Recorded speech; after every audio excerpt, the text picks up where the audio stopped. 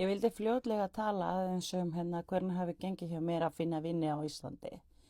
Og í rauninni ég gat varla sofið í gær því ég var að hugsa hvernig hafi verið fyrir mig að tengjast öðrum og finna vinni.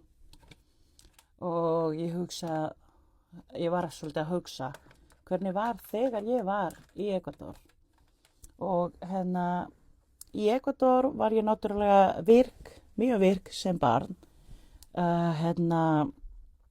Byrjaði svona að vinna fyrir svona sjónvarpsþætti og eitthvað þannig, byrjaði svona 10 ára, fór alls konar, ég vil ekki tala nánar um þetta. En á sama tíma var ég líka í kirkju og skólan og æfði tennis og svo ég þurfti að mæta á klubbinn og ég átti svo marga vini.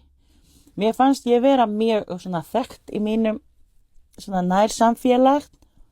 Ég átti dálítið marga vini.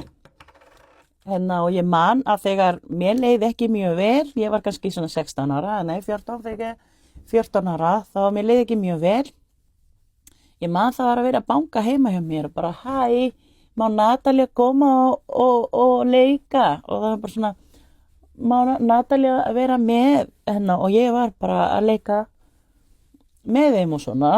Og þú veist, það var dálítið þannig að ég var heima en á sama tíma fekk alltaf vinir til þess að heimsækja mig og áður en ég kom til Ísland man ég að það voru svo margir frá háskólanum því ég var á fyrsta ári í háskólan í Ekvador og þeir voru að heimsækja mig og þú veist, ég átti svo marga vinir, viltu fara á mólinu eða eigum að fara að æfa eða eigum að gera eitthvað, svo það var mjög mikið sjokk, menningarsjokki að vera á Ísafirði með enga vini og enginn sem hæ, viltu koma út, eigum að gera eitthvað þegar mér leið ekki vel, það var enginn sem ég var að leita til eða var að leita að mér